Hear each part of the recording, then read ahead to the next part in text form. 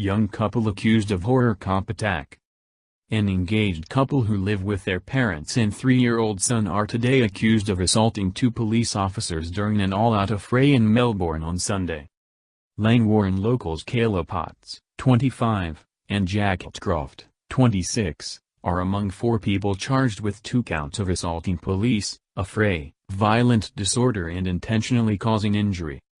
Kayla's brother, Trent Potts, 27, and another man Philip O'Donnell, 26, were also charged after police attended a 30th birthday party at a licensed venue in St Kilda in the early hours of Sunday when they were allegedly set upon.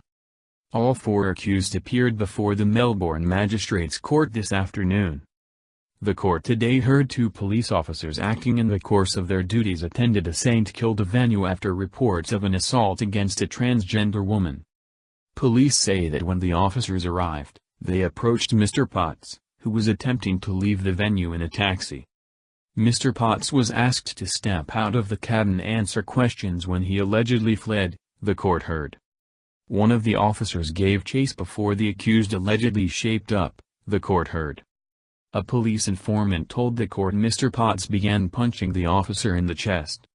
His sister, Ems Potts, allegedly approached the officer from the side and punched him in the head. The officer responded by swinging his flashlight at her, splitting her head open below her hairline in the middle of her forehead. In court, the young mother wore her hair in a bun and had a bandage across her forehead.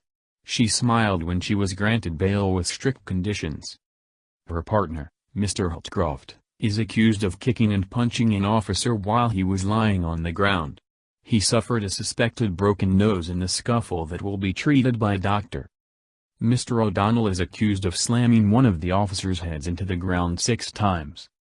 The court heard both officers suffered significant injuries. One has a suspected cheekbone fracture and the other has a ruptured bicep which requires surgery. The alleged assault was filmed by a bystander. Wayne Gatt from the Victorian Police Association said the vision was one of the most horrific attacks on a police officer I have ever seen. When you see people in the community commit such vicious acts, it is only sheer good fortune that people punched or assaulted in that manner are not killed, he told 3 Radio on Monday. Victoria Police Superintendent Tony Silva described the attack as sickening. I would describe it as ragdolling him, smashing his head into the concrete roadway, Mr. Silva said. Paramedics rushed the 2 officers to the Epworth Hospital but both have since been discharged. The court this afternoon heard there were at least 3 outstanding individuals who are believed to have been involved. Mr. Silva urged them to come forward. Give yourself up, he told reporters. We're after you, we have a pretty good idea who you are already. Show a bit of remorse. This is not good enough.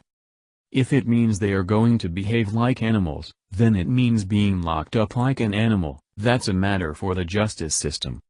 His associates or other persons of interest who were behaving like animals with a pack mentality set upon police who were vulnerable on the ground with the suspect. I've been in the police force for over 30 years and the beauty of my job is I get to see some really great people out there, but I also see the worst of society and what I've seen on this video and what I've seen through this event is the worst of society, he said.